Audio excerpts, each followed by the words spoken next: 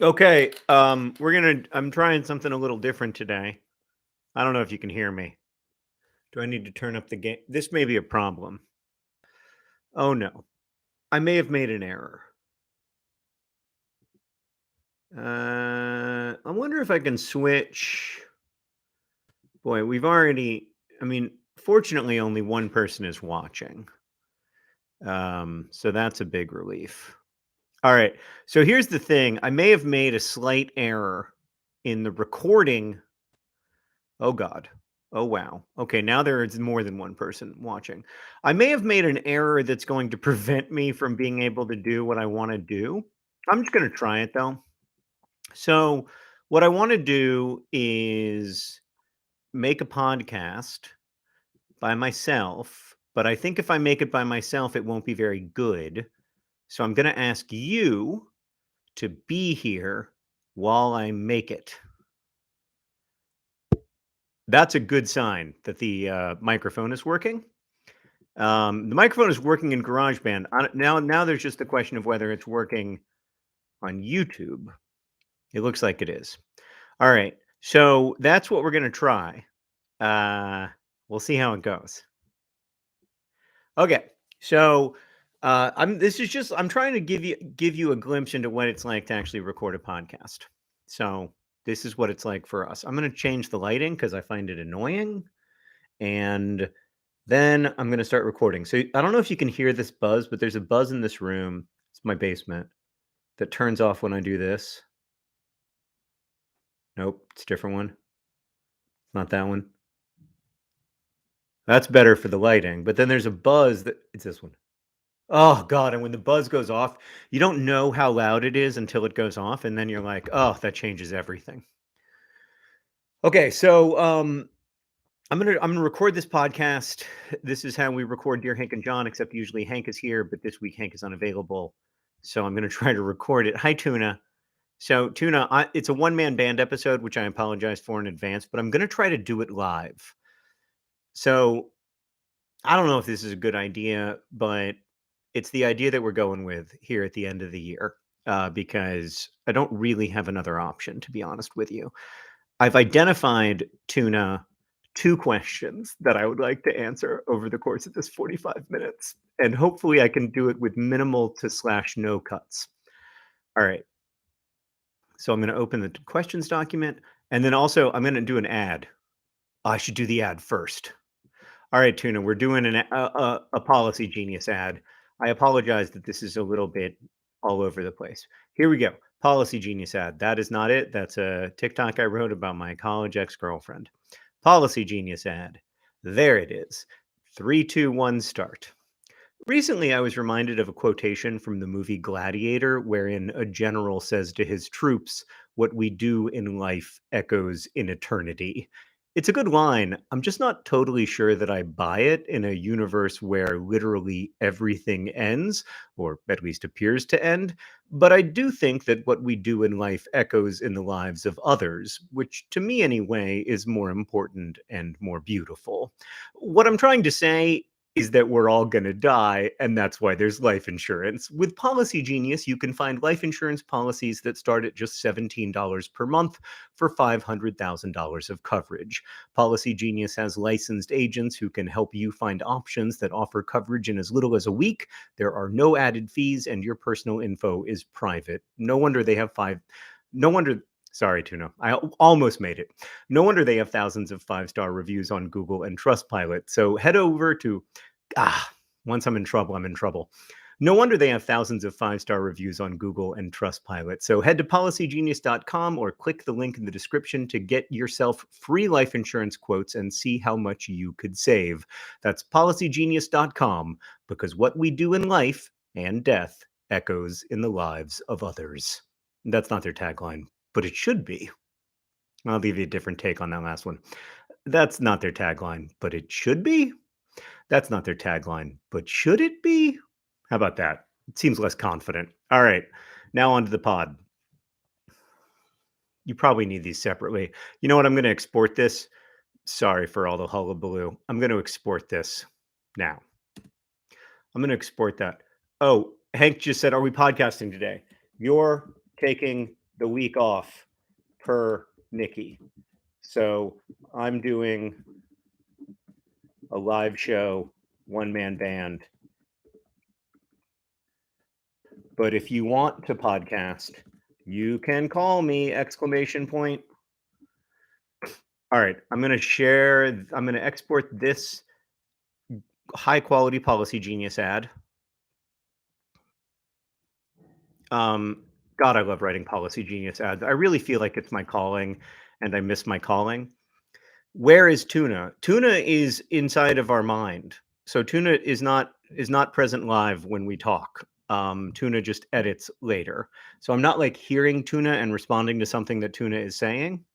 I'm just knowing that Tuna will listen to this later and trying to imagine how he might be feeling in the moment, basically. All right. Let's see what my brother says. Well, he hasn't called me, so I guess he doesn't want a podcast. He said, "Hey, are we podcasting today?" As if we hadn't already discussed this in detail. He is, to be fair, literally the world's busiest person. Okay, so I'm going to save this track in case there's something wrong.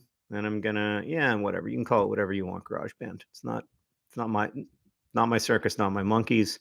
I'm gonna close that out. I'm gonna choose a new project, and then Tuna's gonna love having like two separate intros. And I'm gonna go here.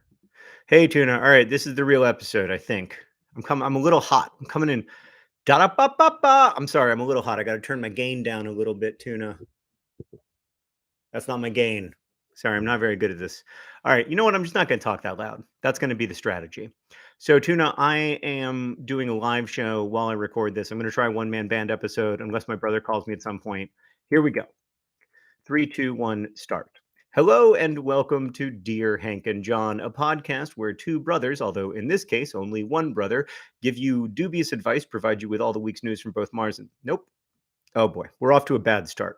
Hello and welcome to Dear Hank and John, or as I prefer to think of it, Dear John and Hank. It's a podcast where two brothers answer your questions, give you dubious advice, and bring you all the week's news from both Mars and AFC Wimbledon. Although in this case, it's a very special episode, and there's only one brother. That's right, it's a one-man band spectacular, the rarest and also lowest quality variety of Dear Hank and John episode. We're trying things a little differently today. I'm going to, insofar as possible, do this live.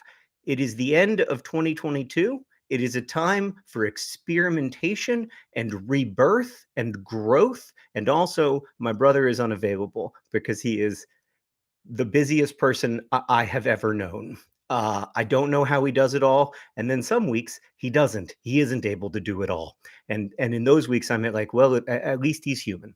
So we're going to try our best to get through this together. I do have some questions identified that you have sent me at hankandjohn@gmail.com, which I very much appreciate. Also, lots of you have sent me emails that aren't questions, which have also been lovely. All right, so here's our first question. It's really good. Hold on, Tuna. Let's cut to this. Cut to this. All right. Okay.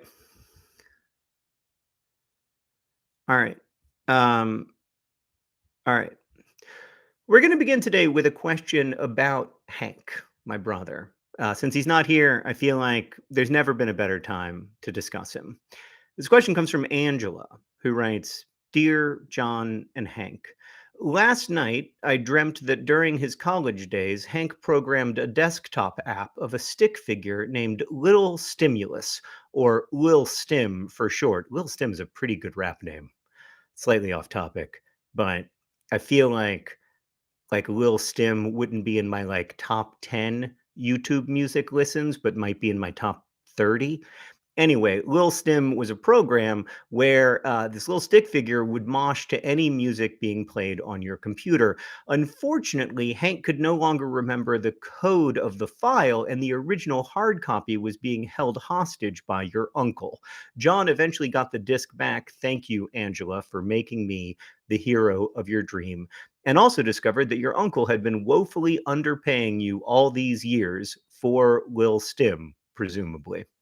Now, This is a great question, Angela, particularly because it contains no question marks. My friend Amy Cross Rosenthal used to say that nothing was more boring than other people's dreams. And that's really true, except when other people's dreams are about you. And then suddenly you perk up and you're like, oh, what now? That sounds like a really interesting metaphor. I wonder what that could be about. It's probably about how great I am and how I'm always saving the day for Hank coming through at the last second with the disc that contains the hit web application Lil Stim. And so thank you, Angela, for that really interesting dream. I have to say, if that dream was about someone other than me, I think I would still like it, but like, of course, I think I would. By the way, if you hear an extremely loud clunking that appears to be coming from above, I want you to know that it is an extremely loud clunking coming from above. I record in my basement, and my son broke his foot, and so he has a cast. And he's always been a bit of a heavy stepper, but with this cast, you may hear it. So, the main thing that I thought about with regards to your dream is 2 things. That's an example of not needing to edit every time you make a mistake. The main thing is 2 things, Angela. The first main thing is that this is all so in character, right? Like Hank making a program called Lil Stim in college is very in character. That program becoming unexpectedly and inexplicably popular is very in character. And then, like, it somehow making a bunch of money, even though Hank doesn't care that much about money, is very in character. Also, I think it's very in character that I came and saved the day at the end. But the second thing it makes me think is which uncle? Which uncle, Angela? Which uncle was woefully underpaying us all these years? There's 2 main candidates. Sorry, I just had a little burp, tuna. There's 2 main candidates. First, we have my Uncle Bill. Oh, God, I love my uncle. I love all of my uncles, for the record. And then we have my Uncle Mike. They're both great, wonderful fathers and husbands and grandfathers. They're both talented business people, so there's no reason why they couldn't, for instance, take a little stim and turn it into a bunch of money somehow. But the more I thought about it, the more I thought it's not a biological uncle, is it? It's like an uncle figure who we call uncle. Like good old Uncle Joe, always looking out for us in the business realm where we don't really, have a lot of talent or particular aptitude. Thank God for good old Uncle Joe. And so it's a metaphorical uncle, isn't it, Angela? And then I was like, who's the metaphorical uncle who's been underpaying us all these years? And Angela, I don't know who it is. I think you might have to have another dream. I think you might need to be in an inception situation where you have a second dream, report back to us on who. Oh, Hank says, I would love to record if you still can. Amazing. What, guys, it's going from a one man band episode to a two-person band episode. All right, Tuna, I'm going to pause here. This is magic. I don't even know what's happening. Calling my brother. Okay.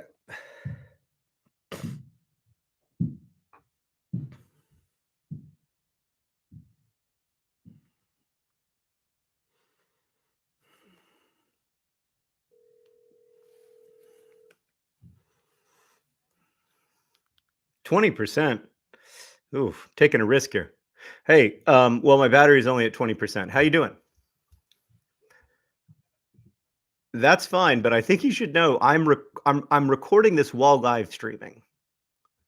So, yeah. I'm already like 10 minutes into the podcast, but I think I know it's awesome. I agree. It's amazing. It's great if you come in now because it's been pretty low energy. And as always with one man band episodes, I don't know what I'm doing. And so I think it'll be just like really lovely when you come in and it's like, pow. All right, go to the bathroom. Bye. All right. Hank's coming in. It's everything's going in unexpected directions. Again, GarageBand, you can call every file whatever you want. It is none of my business. You do you, and I'll do me. This is very, I don't know if this is as fun for y'all as I know you can't hear him. That's part of what makes it fun.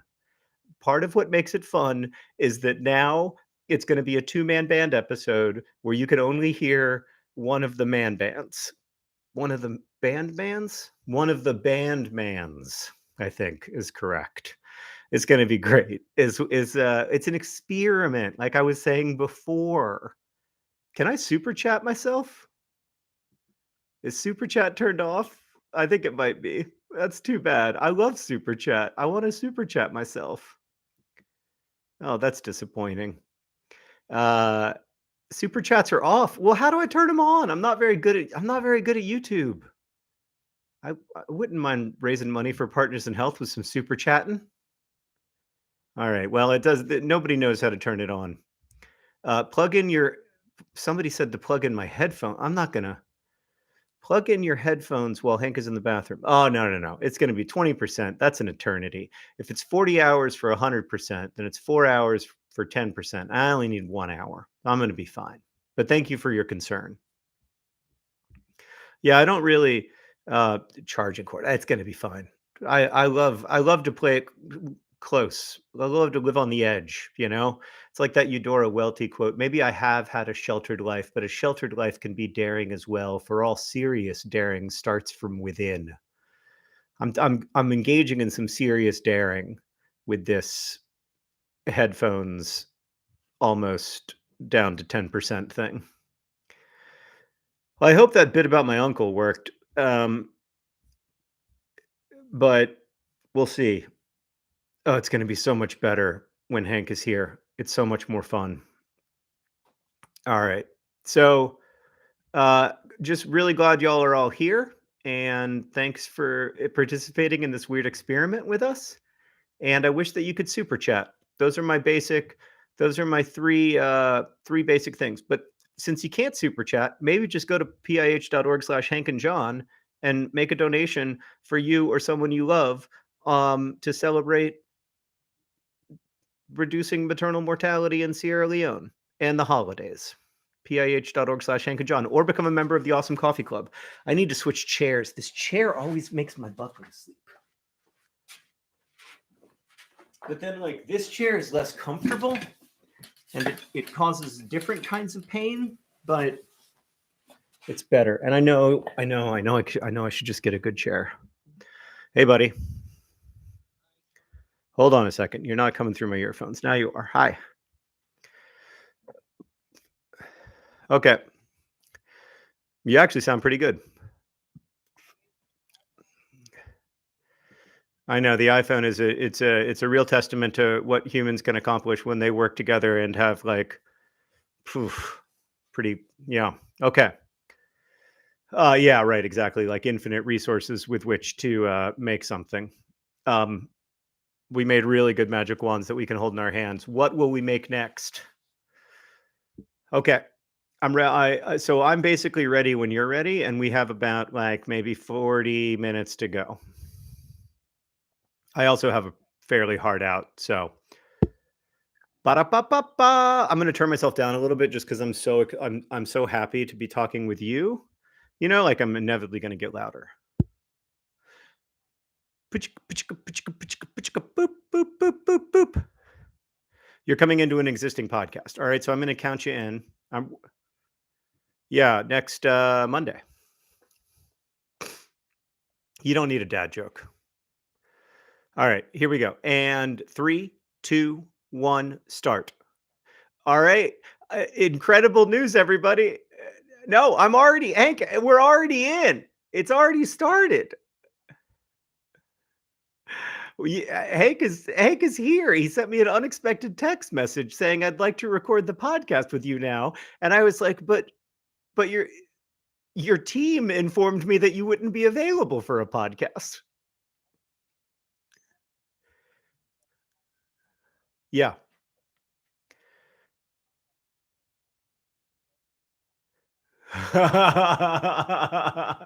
Yeah, so you weren't actually thinking I'd like to record the podcast. You were thinking like, how can I talk to John about some stuff that's important to me? And then you were like, oh God, are we supposed to record the podcast right now? Yeah.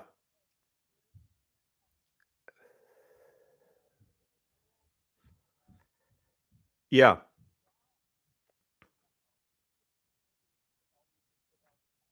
Yeah. Uh-huh.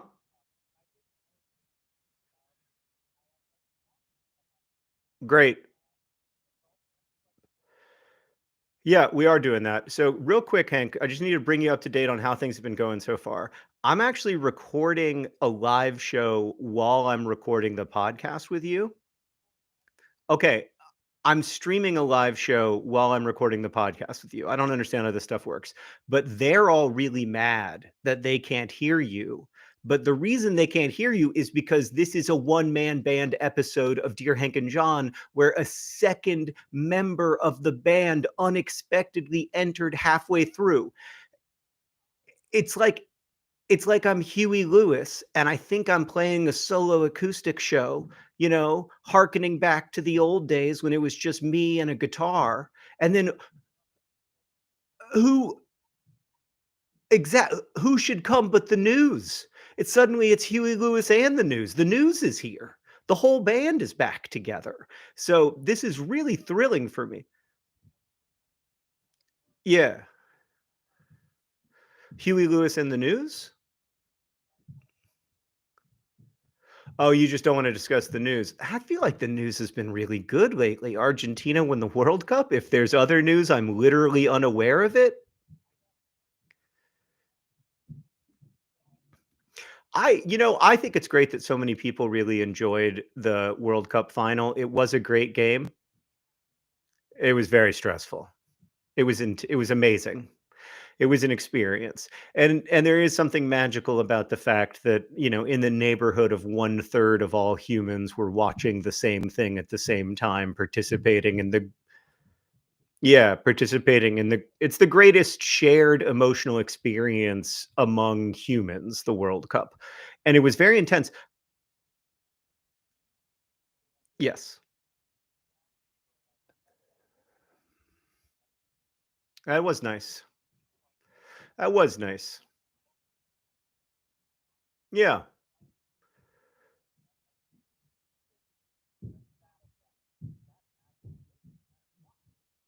Yep, indeed. Well, I would just like to say for the record that if you enjoyed the World Cup final, wait until you find out about fourth tier English football. If you thought Morocco's upset was headline news, wait until you find out about AFC Wimbledon taking on Charlton Athletic, okay? The World Cup was great, but you know what result you never saw once in the entire World Cup? 64 games, and you did not see this result once? Match abandoned due to frozen pitch, which is what happened to AFC Wimbledon this week. Not a single match in the entire World Cup was abandoned because of frozen pitch. And we've had it happen 40 or 50 times just in the last week in English football. So I've never I've never totally understood why frozen pitch and waterlogged pitch are the 2 kind of, I would say, like, leading protagonists. They're sort of the Mbappe and Messi of 4th tier English football, and I've never quite understood why they're given such centrality. It's a team game, like, a lot of things matter. But frozen pitch gets a lot of frozen it's just a big deal. The energy is so much different now that you're here. Oh,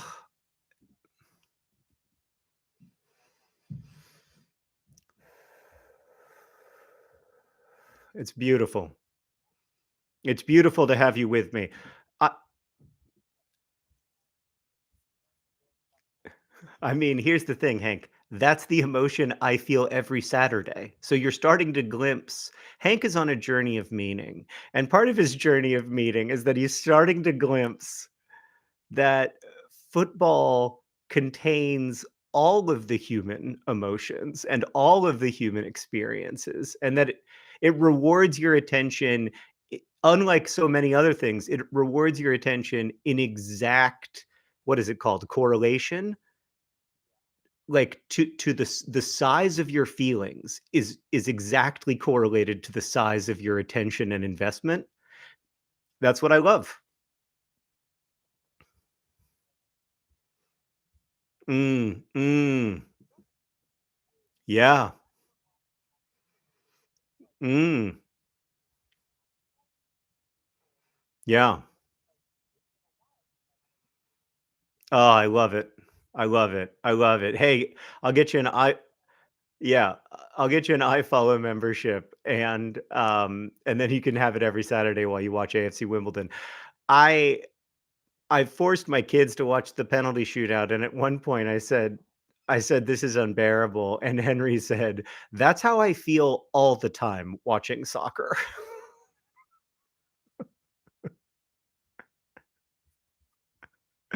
All right. Hank, we got to get to some questions from our listeners, okay? Because there is one question. There's really only two questions I want to answer in this episode, but one of them is maybe I don't want to overhype it. The greatest question I've ever come across in the history of Dear Hank and John. And you missed a whole conversation about Lil Stim, but this question from Grace is unbelievable. Dear John and Hank, I really like country music, but there's this one song that's been haunting my dreams. It's called 5'9". Now, I have also heard this song. It's a hit. It's on radio. And I agree with Grace, it has the weirdest chorus that has never been addressed so far as I know.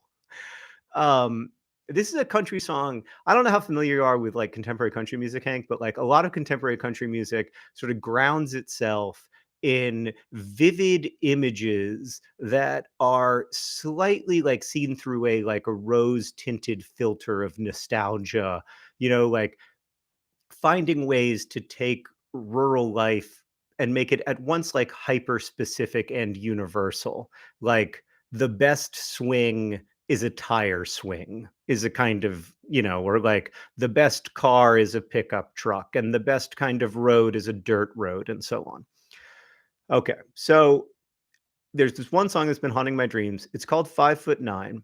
And I think the chorus goes, God made 5'9" brown eyes in a sundress. Now, seem to be some people who think that the chorus is God made 5'9" brown eyes and a sundress, but I have listened to the song several times since reading this question, and I think that you can certainly make a case for 5'9" brown eyes in a sundress. But either way, there's actually the same problem. Grace says, I can't get this terrifying image out of my head. My question is, if 5'9" brown eyes were to wear a sundress, how would that sundress stay up? Eyes are round, so could straps hold it? Would it need some kind of anti-slip material used for strapless dresses? You guys answered the question about a person made of lemons so well that I thought you could surely handle this one. Bonus if a listener can draw this monstrosity. I'm all about that. Grace, no treble. It's a great name specific sign off. I keep having to turn myself down because being in your company is making me so excited compared to the experience I thought I was going to have.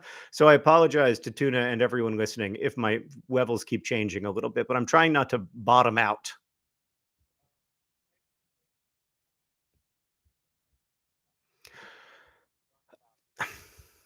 Okay. No. Oh, wow.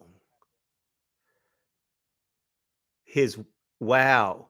So, he played the song for his wife for the first time, and she listened to it, and then at the end of it, he was like, "Well, what do you think?" And she was like, I mean, I thought it was alright. How could I mean, forget about how tall I am. I would be like I I don't wanna be overly critical, and I know that you're, like, in your creative mode and that you're very vulnerable in that time and everything, but how can an eyeball be 5'9" tall? And then more to the point how could this 5'9" eyeball wear a sundress? Because almost by definition, wouldn't that sundress cover up the seeing part of the eye? And kind of the one thing that the 5'9" eyeball could be good at is taken away from it.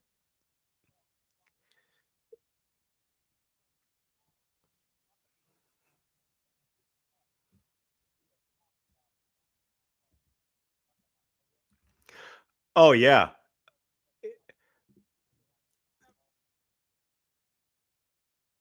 So I've learned a lot more about the transparent eyeball since last we spoke.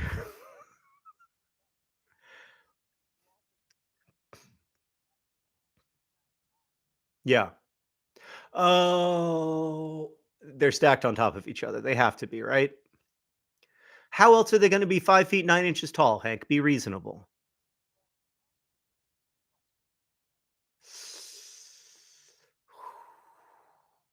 Yeah, they're 5 feet 9 wide. Oh, you're imagining that they're okay, you're imagining that they're right next to each other. Well, first off, I eyes aren't 5 feet 9 inches tall in a sundress, at least not any eyes I've ever seen. But I was imagining that they're stacked on top of each other like 2 kids in a trench coat acting like an adult.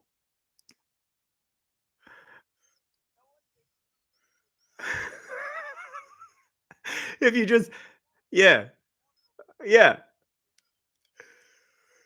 Exactly. Yeah, exactly. If they're just a 2.5 foot tall eyeball walking around next to another 2.5 foot tall eyeball, seeing that in a sundress is very disorienting. But if you see a 5 foot 9 inch tall 2 eyeball situation in a sundress, you're like, like one of the eyeballs I don't even see. It's under the sundress. Yeah. Actually, that's very close to the Platonic ideal of the yeah. Yeah. The rare hourglass body that is actually hourglass shaped. Yeah, so I mean, there's a lot to unpack here because the right, do they have feet? This was a big question about Emerson's transparent eyeball actually, which is this idea that the philosopher Ralph Waldo Emerson, philosopher slash writer Ralph Waldo Emerson had in his essay Nature, where he talks about walking through the forest and just wanting to be an eyeball. Can I read the relevant part, Hank? Because I think it does impact our discussion of this popular song. I We return to reason and faith. There, I feel that nothing can befall me, no disgrace, no calamity, leaving me my eyes, which nature cannot repair. Standing on the bare ground, my head bathed by the blithe air and uplifted into infinite spaces. Jesus Christ, Ralph Waldo Emerson loved an adjective. My head bathed by the blithe air, all mean egotism vanishes. I become a transparent eyeball. I am nothing. I see all. The currents of the universal being circulate through me. I am part or particle of God. And so the idea is that, like, instead of reflecting back meaning, that you just soak it in. That, instead of not have, just take in nature rather than trying to reflect it or make meaning of it or whatever. And oh, I completely agree with you. Nor can you describe egotism as mean. You should just say egotism, right? We know what you mean. And then there's the fact that when this has been drawn, oh, I don't think so. But again, why did he introduce that ambiguity needlessly? We're not here to criticize Ralph Waldo Emerson's prose, which is frankly better than either of ours. We're here to talk about the fact that the most famous image of this, and I need you to Google it, Hank. I need you to Google transparent eyeball, was made by Christopher Pierce Cranch in the 1830s. And it pictures an eyeball atop a very long set of legs, and the eyeball is like wearing a straw hat of some kind, and also the legs, yeah, the legs are where it's a coat with tails. So like this is a dressed up transparent eyeball walking through the wilderness in what amounts to a tuxedo, but it doesn't have a head.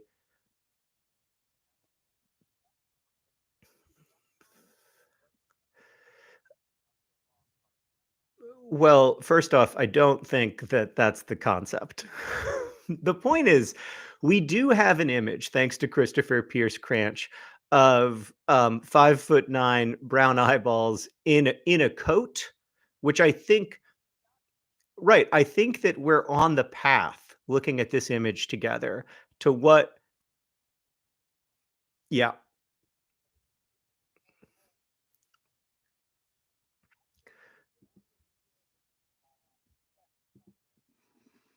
okay, yeah,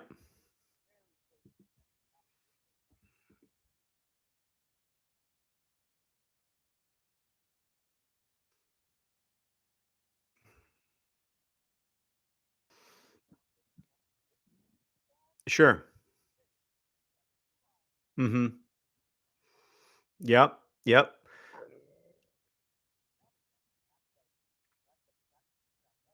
yeah. Maybe you don't have legs, but maybe you just have sort of a pogo stick that is your optic nerve and related materials. Right, but they kinda intertwine.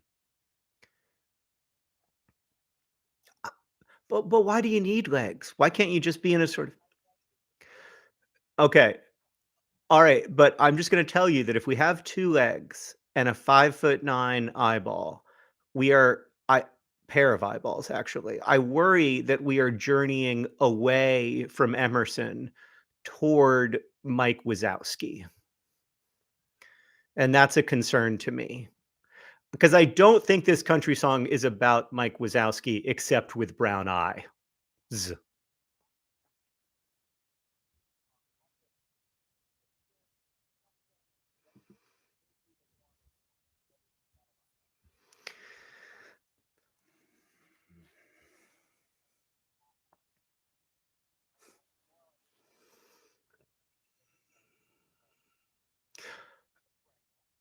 Okay, right, right, okay, alright, I think we're there. I think we've settled on a description, but unfortunately, there is another critical level to this lyric, which is not that Emerson or Hank or John or this country musician made 5'9" brown eyes in a sundress, but that God did. This is a theological statement that God made 5'9" brown eyes in a sundress, and that for me is the biggest surprise because well, I feel like I've been around for a while. I'm 45 years old, and I'll tell you one thing that I've never seen on God's green earth: 5'9" brown eyes in a sundress.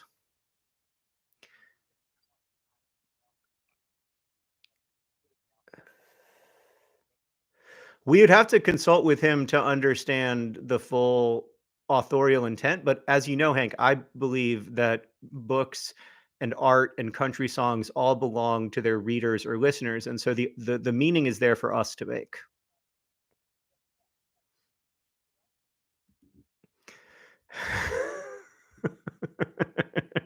That's a really good point. If eh, yeah, yeah, like, God makes the good stuff. Like, that's a weird way to settle the problem of evil in the world, but I kinda like it. It's very simple and straightforward. It's like, "Oh, no, God just makes the good stuff." Like 5 foot 9 inch tall, brown eyes in a sundress. Yeah, right, right, but if I saw if I saw 2 3-foot tall brown eyes in a trench coat in a sundress, I'm not sure I would my first reaction would be, "Now that's the good stuff."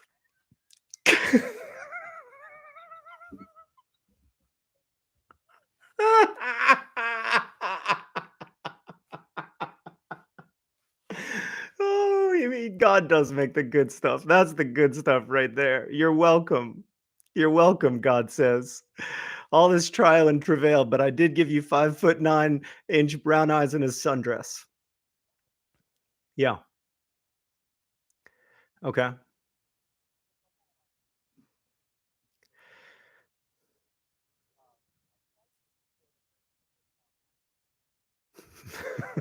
That's a great idea. Can you just I mean, is it crazy to try to do it now? Just workshop it with me?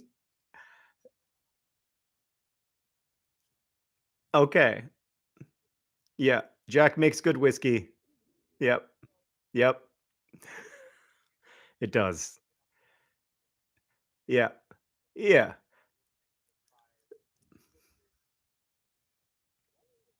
Yeah. See? It's clever. It's it's clever. See? There's an inversion of expectation there. Yeah. That's good. I Yes. Mm,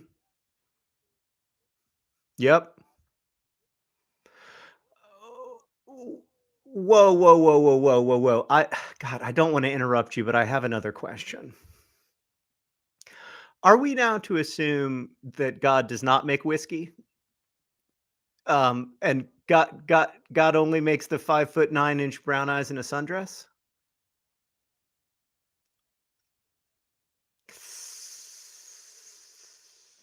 And also a number of solutions.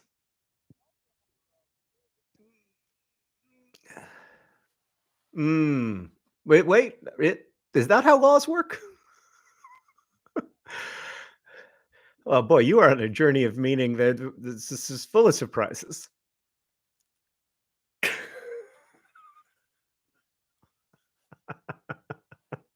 All right, Hank.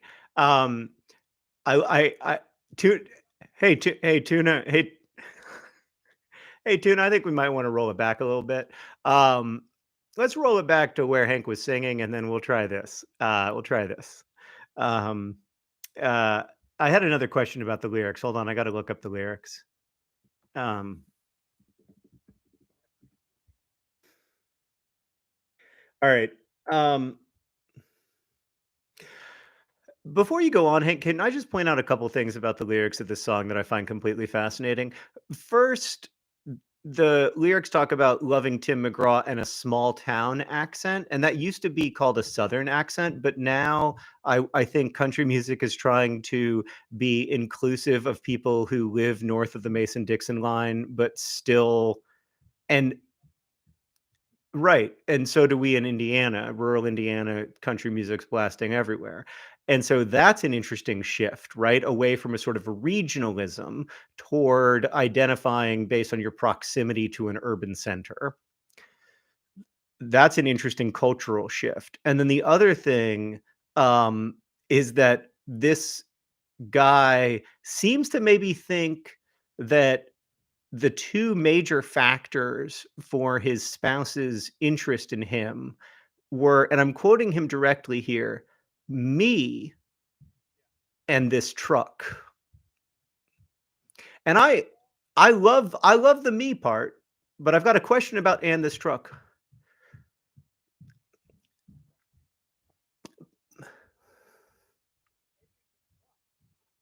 Mm, okay. All right. So you're saying that it's sort of like a theological thing. So you're saying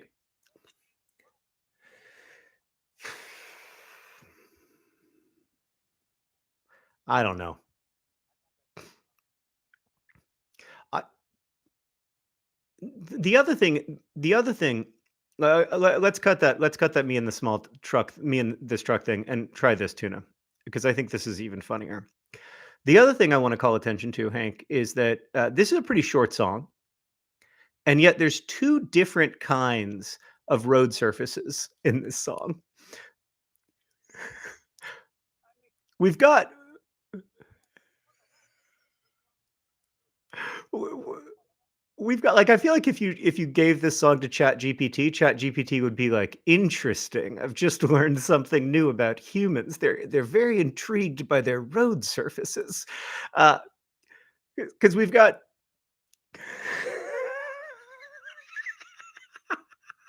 and pickup trucks. The three big ones.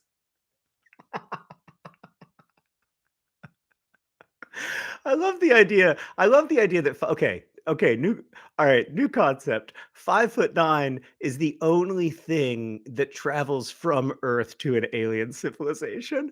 They're gonna be so confident. They're gonna, like, come visit Earth, and they're gonna be like, "Well, that's a surprise," and we'll be like, "What?" And they'll be like, "Well, first off, that you have bodies. So we were pretty sure that you were all 5 feet 9 inches tall, uh, and just eyeballs in sundresses. So this is magnificent." Red dirt makes for good riding roads. That's red dirt roads. And then later in the song, when I pull up in the gravel drive, the way she dances with the raindrops, like she's the reason why they fall from the sky, and I thank him every time I close my eyes.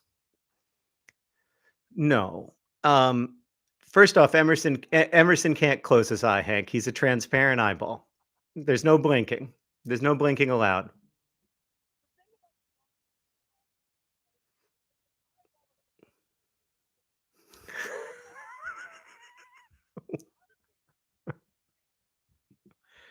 Yeah. Oh. Oh. Is like a ghost sundress. That's I think we got there. I think we got there. Tyler Hubbard was taking Emerson's transparent eye deep into his heart, and what came out was Emerson's transparent eye wearing a sundress, but the eye is transparent, and so done. Thanks for potting with me. It's been a pleasure.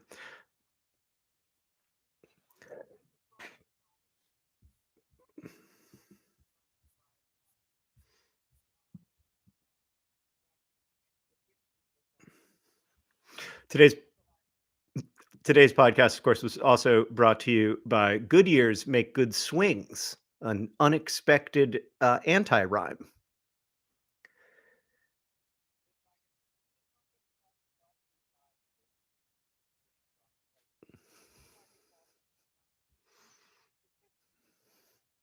Yeah, it's not bad. Um, it is, yeah. And of course today's podcast is brought to you by 5'9" brown eyes in a sundress. 5'9" brown eyes in a sundress, transparent, so it's not weird. It's just a ghost. It's just a mobile sundress as far as you can see.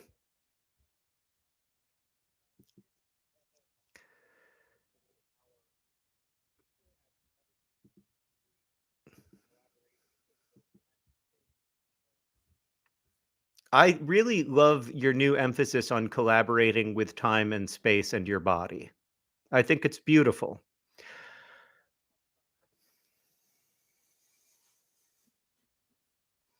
2023 is the year for me where I accuse Hank of being on a journey of meaning so many times, only to discover that he was actually on a journey of meaning. 2023 is w- so let's not include that. So Hank, Hank, that's your big goal for 2023. And I talked jokingly in the last episode about my big goals for 2023, but I do have some serious goals as well. I would like to get off of the parts of the social internet that are really, really bad for me. And I know they're bad for me. And I think they're also probably bad for the social order, but that's irrelevant because they're bad for me. But I can't stop using them. I would like to stop using the things that are clearly making my life worse.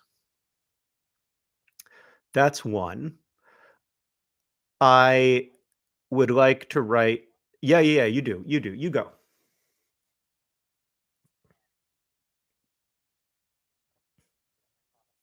Oh, you were so confident. Um uh, the other thing I really want the other thing I really want to do in 2023 is go to Sierra Leone. I really want to see the progress that's happened over the last 3.5 years since we've been working with Partners in Health to radically reduce maternal mortality in Sierra Leone. I'm really excited to see the changes that are happening there. So hopefully I'll get to go this year. Yeah.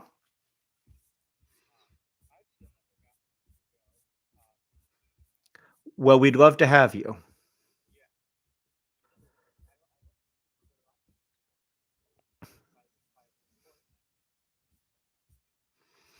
Well, uh, or power. Yeah, let's leave that out. Um, okay. All right. I mean, I think. Do you want to keep going? Is there a question you wanted to answer? Because we need to do them. Yeah. No. No. Tell me.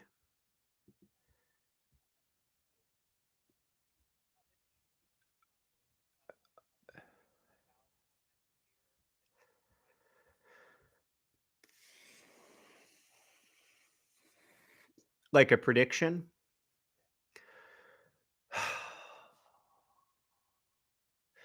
Well, what my Vlogbrothers video is about tomorrow is how the best books get better over time and how rare it is for a book to get better over time, but how I feel like your books are getting better over time.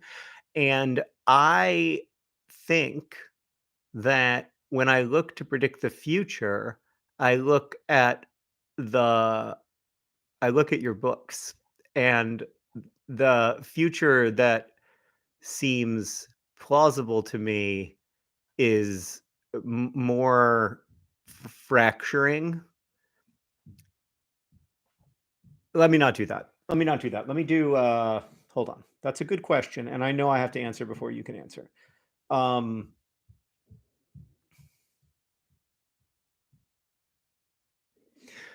you want my unexpected hot take prediction for 2023? This is piping hot. I think at the end of 2023, Elon Musk will be the CEO of Twitter.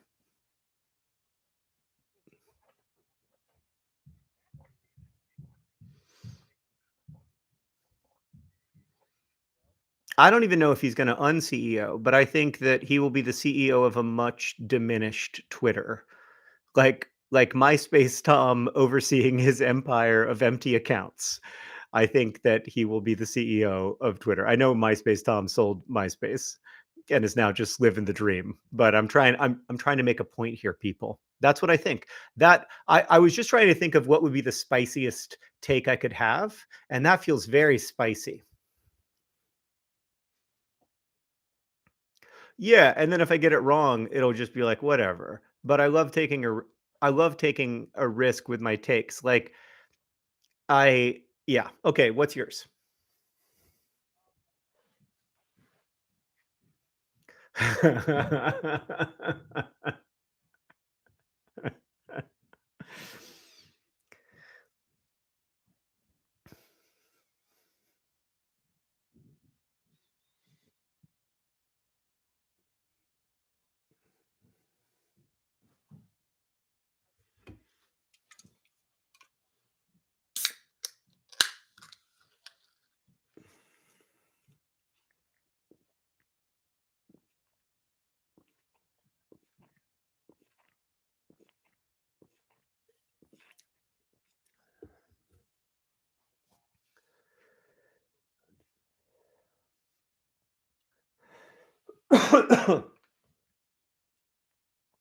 Right.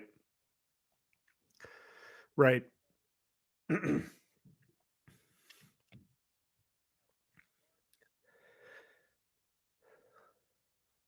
Right.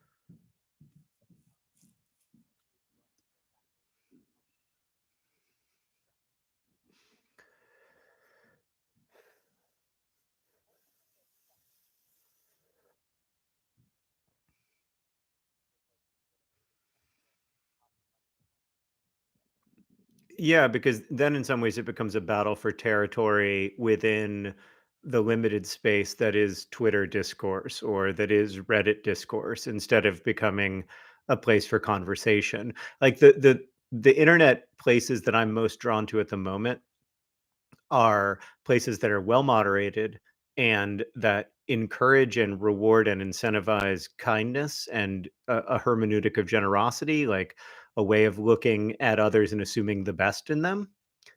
And the places that I am drawn to, but that make me less happy, are the places where everybody's fighting to own the space, to win the space.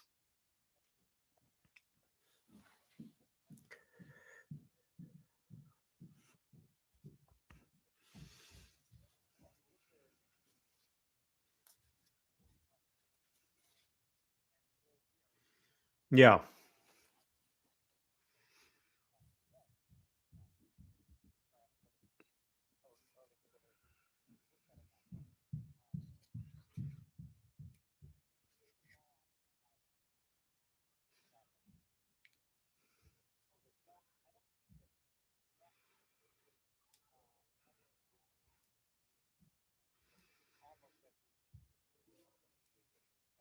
Yeah.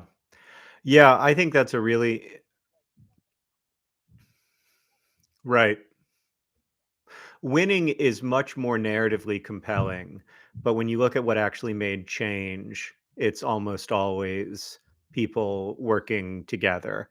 The whole idea that held the world back for so long was that for me to have more, you must have less. For, that in order for one community, the way for one community to thrive is to take another community's resources through looting and pillaging and carving up space, winning territory, those kinds of straightforward, simple ways of thinking about resource allocation. And that is, of course, the wrong way. And the way that almost universally we've grown as a species is through collaboration and cooperation. That said, I don't see those places on the internet yet. Like, I see them in little ways. I see them in Nerdviteria. I see them in certain Discord communities. I see them in certain subreddits, but I don't see them in the kind of internet mainstream. And I do worry sometimes that we're so extremely online that our our internet is different.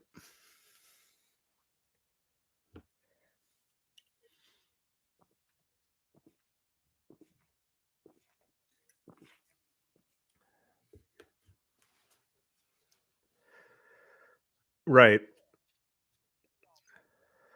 Yeah.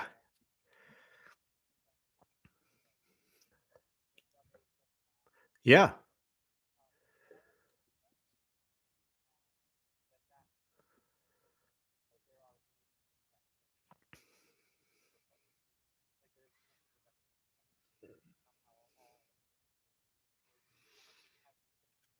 Yeah, she mentioned me in it. Yeah, right, right. But you have to be exposed to a lot of it to know the smell. And I guess my worry is that there's a huge percentage of the internet that is so different from our internet. It has not developed that sense of smell yet.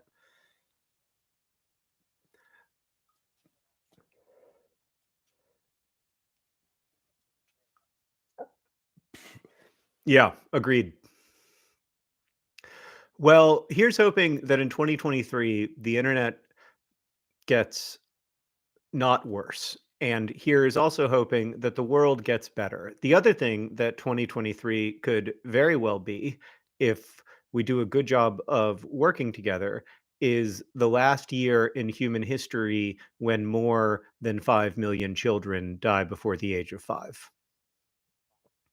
So that would represent some serious progress.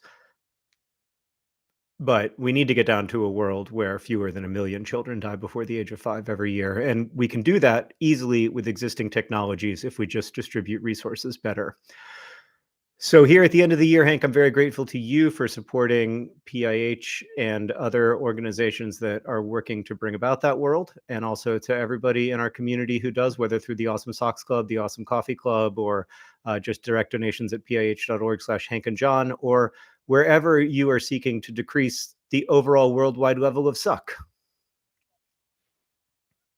That's right. It'll be in February.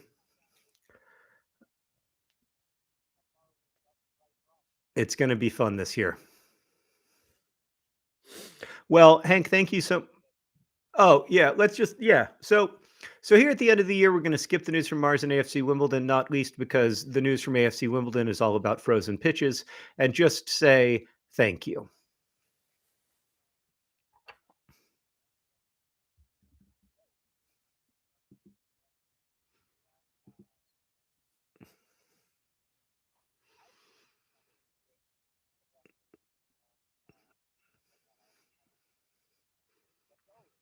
Yeah, you can just Google it. Well, we believe in you.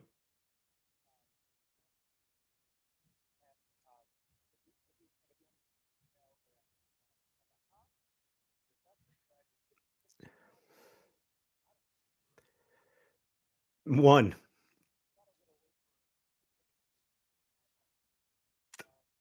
It was the topic du jour.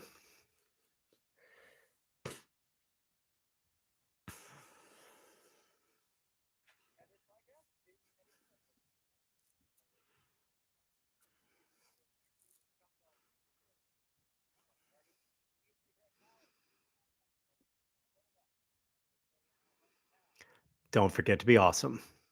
That was great. That was really fun. I'm still doing this live stream, so I'm gonna. It's gonna. It's got. It had to have been weird for them, and I think that it probably hurt overall viewership, but in a good way. Like I told them. I told them it would be weird. I told them it would be weird, and I was telling the truth. All right. So I'm going to do this live show for like 10 more minutes just to give people something good. Oh, wait. Somebody wants a live this week and stuff, which I think we should do now that I think about it. That's what Shelly asked for. Um, I also stopped recording and I'm still exporting. So give me a second. It's converting to MP3. How I'll call you like at like 3:35 if that works. Is everything okay in the broadest sense?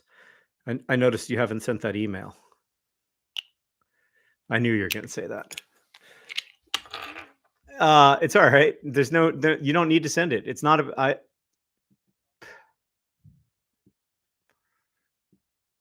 it is a weird time of the year to send emails. Although this is the only time of the year when I really send a lot of emails. This is my golden hour. You may have noticed you got like 3 emails from me this morning that everybody did. All right. I know. All right. I'm recording. And they're very short. They're all like, sounds good. Handled this.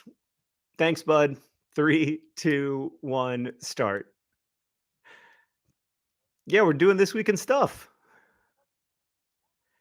No, we're doing it now. We're doing it live. How long does it take you to export? You got a new computer? Oh boy. All right. Watch out or I'll do a solo this week in stuff. I'll just delete this. Just delete this. I never Well, you're not How long does it take to crunch into an MP3? What kind of computer do you have? Okay, I think I can wait. I think the people can wait 45 seconds. Somebody says that we should plug delete this. So there's still 2,000 people watching, which is pretty incredible if you think about it.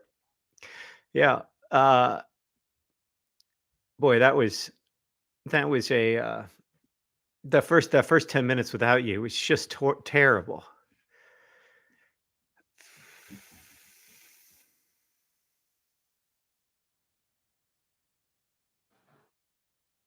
Yeah, I mean, we're taking next week off. So yeah, like they were like, "Can you find a guest host for December 19th?" And I was like, "Probably it'll probably be Sarah." And then Sarah's like, "I'm gone from 2 to 4." And I was like, "All right, I'll just do it. It's fine." Then I was gonna like not do it. I was because I got kind of a headache, but then I was like, "I'll do it on stream. It'll be funny and weird." I'm ready. Are you ready? 3, 2, 1, start.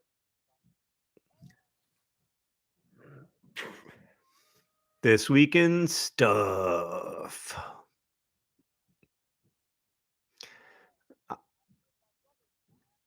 I'm actually the eldest brother.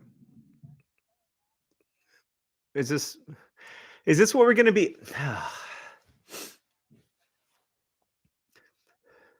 It's so weird. When Hank and I do double interviews, it I think it's because they know more about publishing than they do about TikTok, and so they're always like, yeah, yeah. So they're always like, yeah. It's arguably a bigger deal. Our shared movie and television agent was at a conference recently, and she told me, she was like, "It's the first time I've ever been at a conference and somebody asked, 'What do you do?' And I said, 'I work in film and television.' And they said, 'Oh, all right.' Like it's not the cool thing anymore.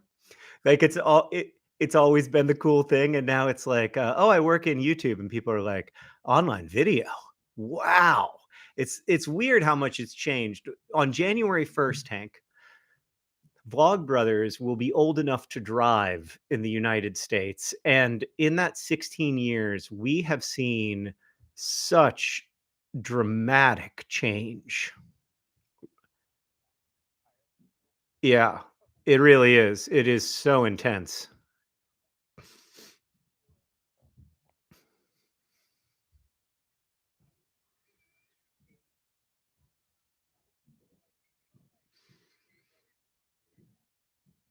You do not stay relevant on the internet accidentally. It is very easy to become irrelevant on the internet.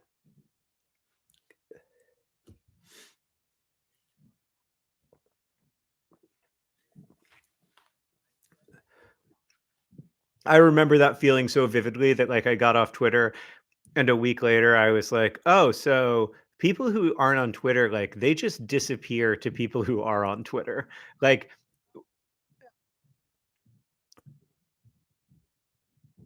yeah, yeah, yeah, that like somehow the cacophony will be silenced without my voice.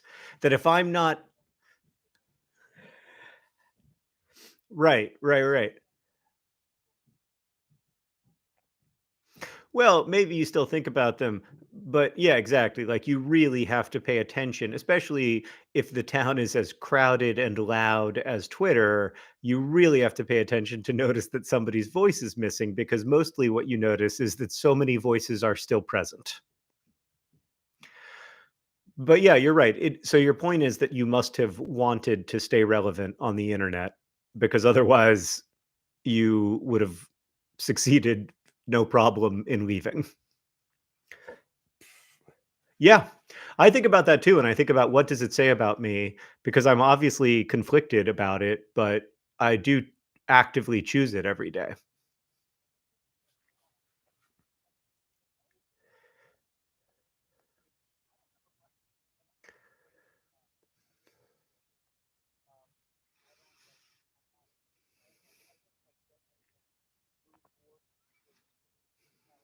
Yep. Yeah, yeah. Yeah. Right. Mhm. Yep. Yep. Yep.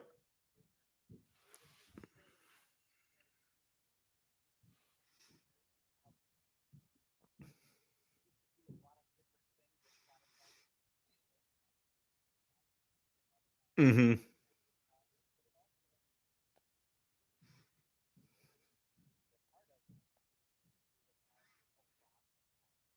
Yeah, that's the thing that keeps me going and interested is the sense of community and connectedness and the feeling that a community that works together can do things together that I could never ever ever do alone, that none of us could. And that feeling being part of a larger force that's working together to make the world better is a magical feeling, and by the world, I mean the world for humans. But, like, that is so magical, and that's so it's so thrilling still that I understand why I'm doing it. But I did have to step away for a long time to understand why I was doing it, for it to feel like a conscious choice instead of, like, just going toward the smell of bacon. Which actually reminds me, I don't know if you've ever heard this joke, but it's my favorite joke. Yeah, so a moth walks into a podiatrist's office. No, you gotta cut me off. You gotta cut me off mid joke. That's the joke. Ready? So a moth walks into a podiatrist's office, and the moth. No, no, you cut. No, no, Hank, you're missing the gold. You say this weekend stuff. Ready? That actually reminds me of my favorite joke. I don't know if I've ever told it to you before. All right, let's give Tuna one more option. Let me give Tuna one more option. A moth walks into a podiatrist's office, and the moth. You couldn't do it. It's too good of a joke. It's too good of a joke. It's too good of a joke.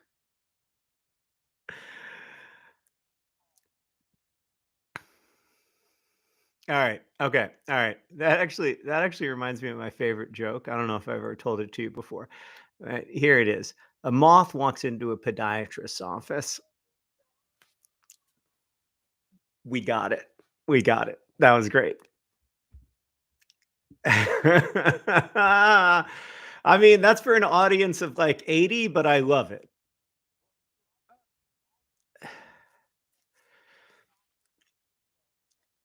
I guess that's true, but that's what it's like when you want to see the sausage get made, you get to see the sausage get made. All right. I'll call you back in well, now we ran long on that, but I'll call you back in like 5 minutes. All right, bye. Well, that was what it was like to record an episode of Dear Hank and John full of surprises. Why is this half of the conversation? Asked everybody who came into the stream. That was the joke. That was the bit. Is that I'm only recording half of the podcast. So to listen to the entire podcast, you have to listen to the entire podcast when it comes out. Also, Hank and I lack the ability to do it live in a way that you could hear both sides of it. Like that's beyond our technical capacity. And it would kind of like for us, it would sort of ruin the vibe. Like a lot of I think what makes Dear Hank and John work is that it is so intimate. It's just Hank and me. There's no producer on the phone. And that allows us to just like be our full selves with each other in a way that I think is appealing to an audience that wouldn't work if we were sort of like conscious of the audience while we were performing it. So I know it was weird. It was an experiment, but man, when the podcast drops and you get to hear Hank's audio, as Untapped Inkwell just said, it's going to be spectacular. Imagine if that was more than twice as good. That's what it would be like. Um, yeah. So I think we had a lot of fun making that for you, and it was really good. There's a lot that's beyond my technical capacity. That's that's my whole shtick. I'd really like to make an AFC Wimbledon series. I even have an idea for this FIFA series where I play as AFC Wimbledon. I have a very specific idea for what the rules of the series would be, and I have the ability to play FIFA poorly, so nothing's holding me back except for my absolute inability to know how to record stuff that happens inside my PlayStation 5 to live stream it. Like that is way beyond my abilities because I am an old man, very old. So yeah, that's the news from Dear Hank and John and AFC Wimbledon, and it was great to be with y'all. It was really this was really fun and weird. Very grateful as always to the moderators who made this as safe and pleasant an experience as live streaming can be. Tilt the mic up and talk into the side of it. Like that? Is that better? Is that what you're supposed to do? Have I been doing it wrong this whole time? Oh no. Oh, that's better? I thought the microphone was supposed to. Oh, this is terrible news. Have I been. Wait, so like the last 2 years, when I was recording the podcast, I was supposed to be doing it like this? I was supposed to be doing it like this the whole time? Oh, no. Oh my god. Alright, people are like, "The audio wasn't that bad," but obviously it's better now. Well, somebody just really changed my life. I don't know if they changed it for the better exactly, um, because now I'm gonna have to think about the 2 years when, uh whatever your engineer wants. Oh, you sweet summer child. I am the engineer. Um, all right. Well, I'm going to be doing it this way from here on out. I think so. Okay. Thanks for waiting until the end so I could learn about microphones from a YouTube commenter who just changed my life. Thank you, YouTube commenter. And thanks to all of you, DFTBA.